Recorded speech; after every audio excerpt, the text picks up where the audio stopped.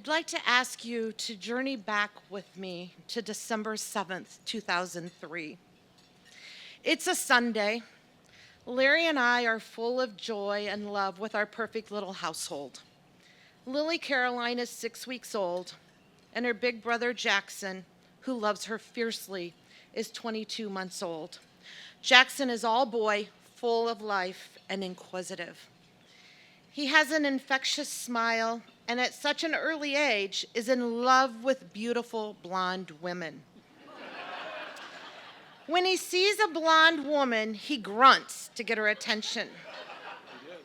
And if that doesn't work, he continues to grunt louder until she acknowledges him. And then he flashes her the biggest smile and flirts with those big, brown, beautiful eyes. Today's a big day. We dress in our Sunday best and attend church and Morris Park's holiday brunch. We also have our one and only family photo with the four of us snapped in our family room. I'm preparing to return to the office tomorrow after maternity leave, and Larry is leaving for Lansing, Michigan for a week-long continuing education course. Yes, prehistoric times long before online courses. Please remember this for later. Landlines are still the main form of communication, and cordless phones have a range limit. It is such a beautiful day and simultaneously so very odd. This is the first time in our relationship and marriage that I beg Larry not to leave me. As he often does, he holds me and talks until a calm runs through me. I might tell myself to put on my big girl panties and deal with it, and I did just that. It is now early morning, Monday, December 8th. Larry leaves for Michigan after spending time in Jackson and Lily's room, watching them sleep. As he often does, he kisses them both on their foreheads and tells them he loves them, and he'll see them Friday afternoon. Larry and I say our goodbyes, and he says, "I'll see you Friday. Keep the kids safe, and don't let anything happen to the three of you." I remember Larry saying to me on several occasions, "Don't ever let anything happen to our two babies. I don't know if I could forgive you." This will come into play at the end of the day today. I'm off to Sterling. The nanny loads both kids in the SUV and drives to Elkhart Montessori so Jackson can see his friends at preschool and do what he loves so much to do, wash the play fruit. It is a typical Monday, and upon my return home this afternoon, the nanny, her cousin, and I load the kids up to get some Christmas shopping done. We have a successful shopping trip and are now headed home to prepare for the bedtime routine. We arrive home. I carry Lily into the house in her infant seat to feed her, and the nanny and her cousin, with Jackson's help, unload the SUV. It seems only a matter of minutes before the nanny runs into the house yelling, "I just hit Jackson." The only words that come out are, "Is he okay?" To which I receive no response. I lay Lily into her infant carrier and tell the nanny to call 911. I run out of the house and out into our parking area and find Jackson in the middle, laying in the parking lot. As I share this 20 and a half years later, I can vividly see Jackson laying on the concrete and instantly know he's no longer with us.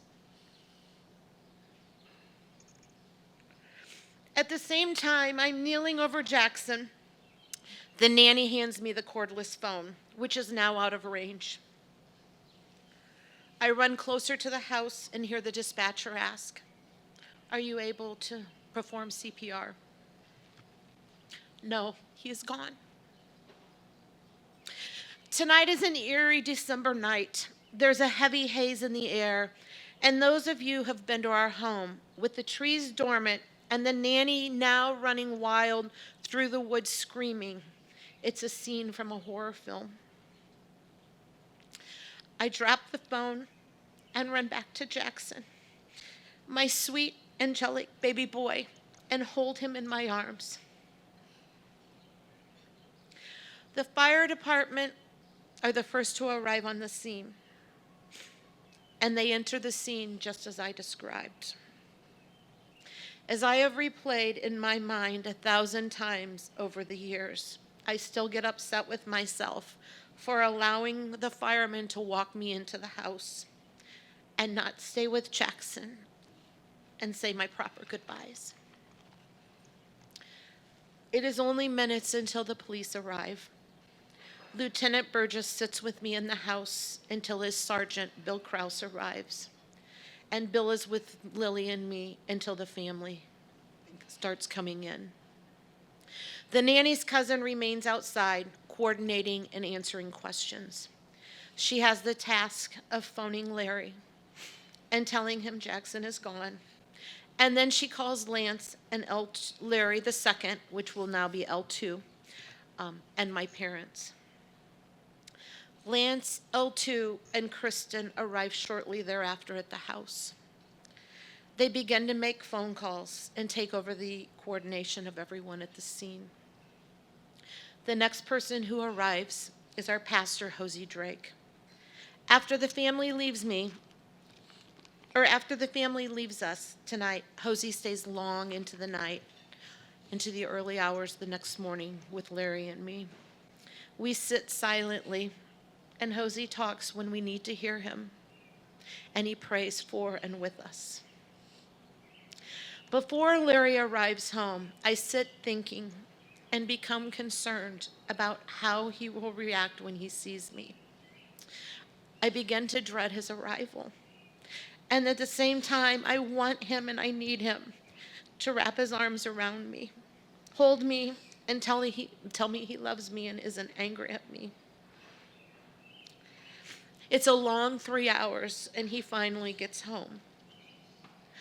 And he enters the family-filled room. My fear is dispelled, and I know he has forgiven me instantly as he holds me in his arms. I've been strong until this point, and at last I melt into him.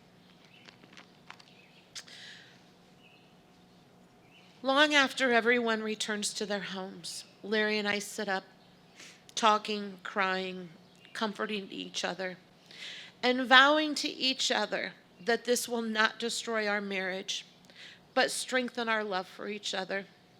We will become better human beings, the best versions of ourselves, and not allow bitterness to steal our personalities. Now, please remember, Lily is 6 weeks old. She motivates Larry and me to continue. We commit to her to providing her the infancy and childhood she would have had if Jackson were still with us. Our total love is now focused on her. We are fiercely passionate about loving and caring for her. As we sit here tonight, on June 7th, 2024, 20 years and 6 months after that horrible night, celebrating our amazing little boy who continues to live on and will forever be young in our hearts. Earlier this evening, Larry introduced our tribe. Our lovely children and eldest grandchildren were our strength the night of December 8th and the many months following that. They took turns staying with us, loving Lily, and loving us with all they had. Larry and I love them with every fiber in our bodies and are so proud and grateful they chose us to be their parents. Larry and I continued on with our daily lives. It was over 6 months before he was able to return to the office, and I never did return. He and I made the decision that I would stay home with Lily and Chloe when she joined our family a couple years later. Larry's mind worked in overdrive at this point. For those of you who know him well, know he is a visionary and a dreamer.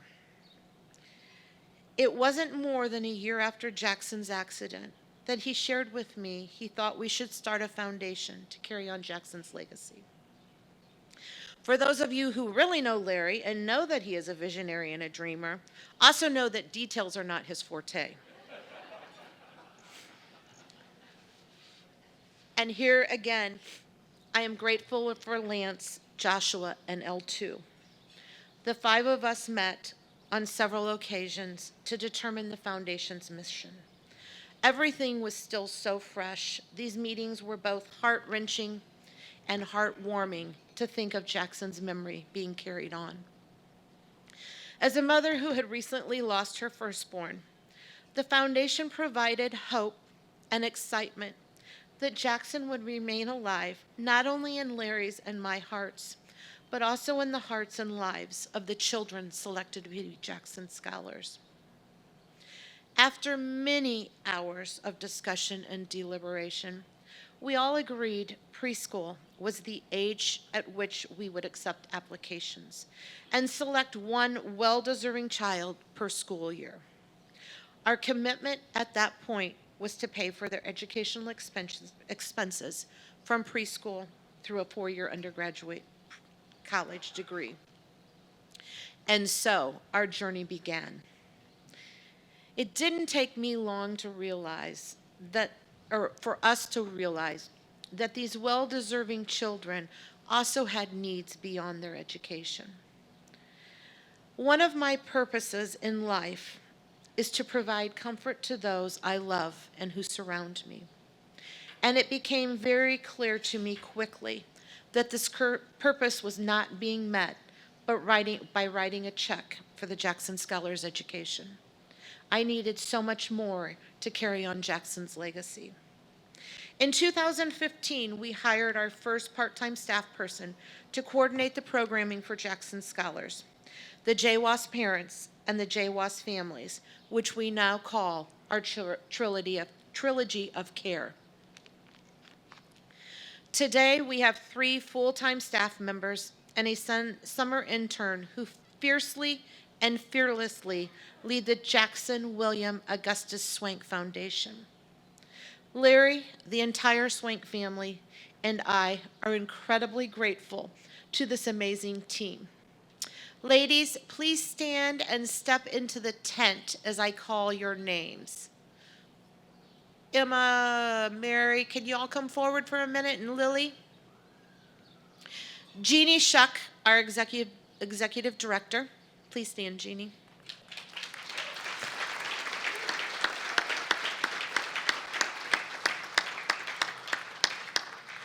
Mary Pickens Corsones, Director of Leadership Programming and Family Relations.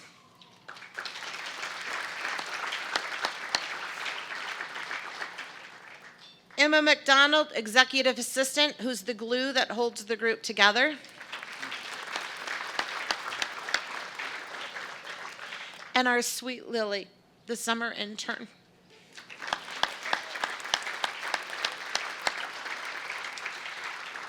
They lead JWAS with an authentic passion and love that makes everyone involved believe Jackson is their son.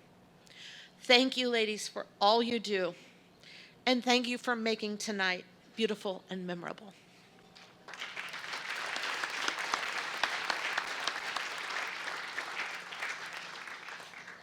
Our JWAS families execute an annual scholarship agreement. They commit to attending at least 75% of all provided programming in this agreement. These 14 families have created a bond between themselves and rely on each other and are a family. And Larry and I are so happy and blessed that they include us in that family. We receive regular texts and photos from the parents and Jackson Scholars, sharing achievements and accomplishments as well as heartaches. I received multiple Mother's Day texts from the mothers thanking me for being a role model and support for them. Just a little over a month ago, when our sweet Jackson scholar, Branton, who just completed third grade, was hit by a drunk driver as he and his mother were walking into a hotel in Indianapolis. Jeannie and I were the first call his mother made. It's with joy tonight that I share that Branton will have a full recovery.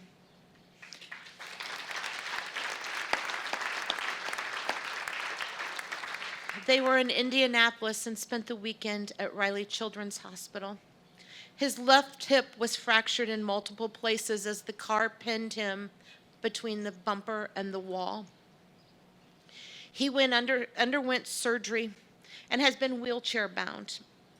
On June 19th, he sees the surgeon and he says, "Sherry, I'm going to walk out of there on my feet."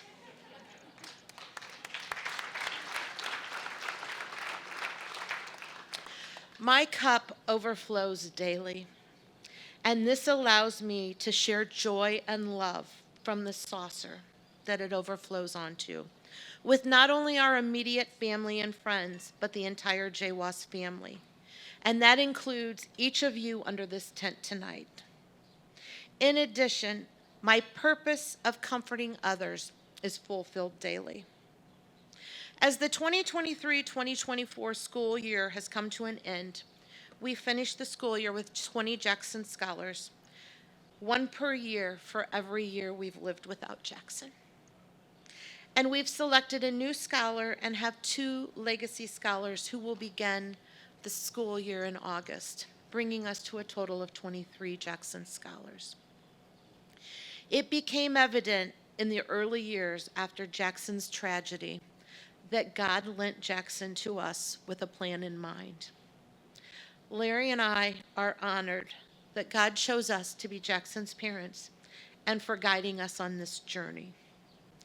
As I close tonight, I ask that you remember faith, love, hope, and light always conquer darkness. Thank you.